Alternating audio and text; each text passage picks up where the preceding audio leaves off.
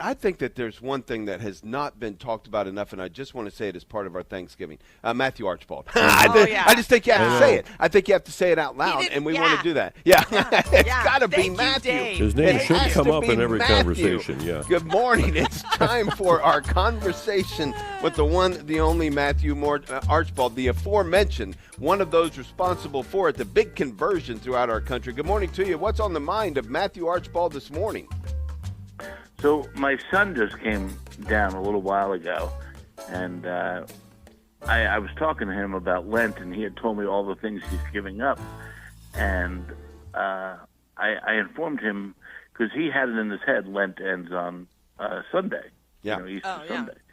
And I was like, well, actually, it ends tonight. Yeah. Well, you had to see him skipping around this room. And he was so happy. And I was like, hey, son, do you really want to seem this happy about Good Friday coming up? Well,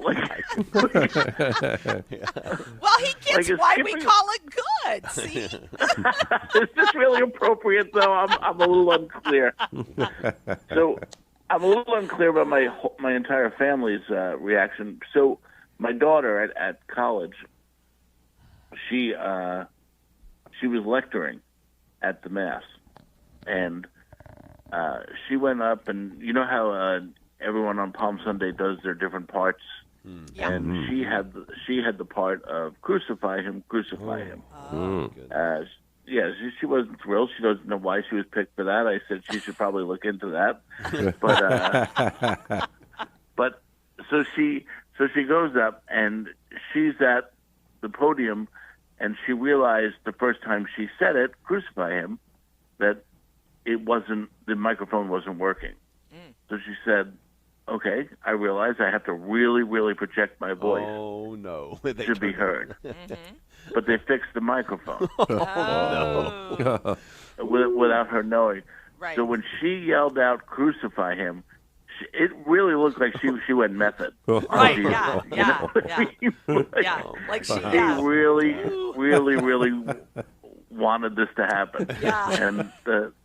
And I'm not sure the appropriate reaction was had, because there was giggles and titters throughout the Mass.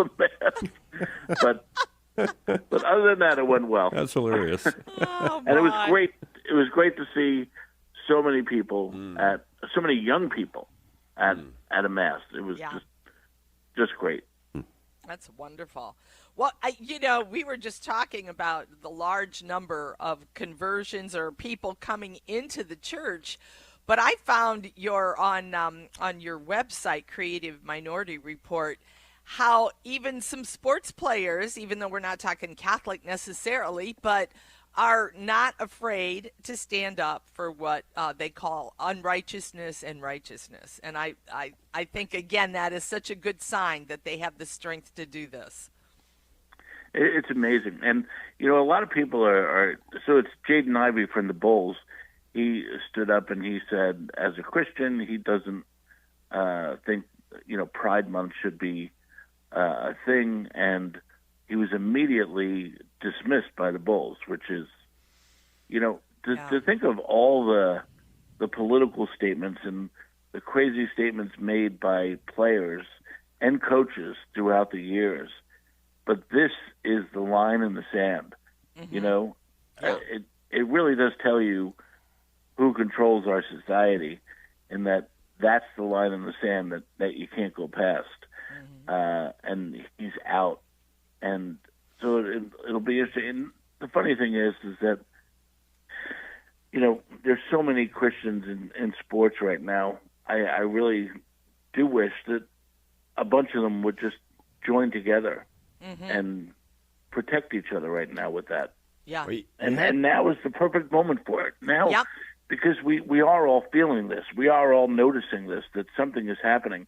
I really do think our culture has had that, the Peter moment when he steps out of the boat and he sinks like a stone. We've all been through that moment now as a culture. No Christ in the picture. You're gulping seawater and you're flailing your arms. That's it. Right. That's what happens. And this is what we discovered. we had the front row seat to it. So now I think everyone is realizing what you get without Jesus, and what you get is you can't even speak. Yeah. You can't say anything, and it's, even if you do talk, you're not even speaking the same language. We can't even discuss what is a human life. Yeah. No, that's beyond my pay grade. Everyone beyond our pay grade. What is a woman? No, that's a little too difficult. If we can't answer that as a society, we're completely lost. And that's the thing. You can't do anything without Christ. Yep. Christ is the answer. Going back to everything is anarchy without him. Right. Going back to the sports conversation, Travion Henderson, the running back out of the Patriots, it was of Ohio State, of course, came out yesterday and shared that message. And his coach responded. He was asked about it. Is that okay? What are you going to do, Coach? He said, no. The guys said they're allowed to believe what they want to believe, but he'll go through an educational process. What? Yeah. What? Yeah. We'll get it out of him. And then he, in the midst of his, and Mike Vrabel, also out of Ohio State. Well, come on. But here's the thing. He literally said he's going to go through an educate. I'll educate him just like I educate my children. I'm like, are you kidding me? That's how we respond to this kind of thing. That's all right, Coach. Because the man's quoting educate Scripture you. because that's belief. Well, yeah, and I think that's just it. I mean, so the implication is that all, especially Catholics, but all Christians need to be re-educated. Oh, yeah. That's our problem, Yeah. And it's like, oh, my gosh, they don't even understand it's a spiritual battle between the world and Christ. It's like, ew. So, yeah, Matthew, I really appreciate that you wrote about this. Yeah, and that is the thing. There is that cliche that we're just a bunch of oogity boogity redneck hillbillies that believe this stuff, and that we really, if we were, city slickers, and we would really understand this stuff so much better. And the truth is that nothing makes sense without Christ, and we're all finding that out. Mm-hmm. And the people who are speaking that we need to be educated are the people who need to be educated. Mm-hmm. They need to be evangelized, is what they really need. Yes. And I've always said, when the mass conversion does happen, and when people do return to Christ, they're going to look at us and they're going to yell at us, and they're going to say, "Well, why didn't you tell us?" Yeah. They are. I guarantee it. They're gonna. Because I've had people become pro-life in their lives. As they grow up, they have kids, and they say, like that doesn't really make sense anymore. You see your baby, and all of a sudden, and they talk to me about this, and I was like, I tried to, and they're like, well, why didn't you explain it better? It's just like, oh yeah, I figured it was my fault. I figured that. Right. Yeah, right.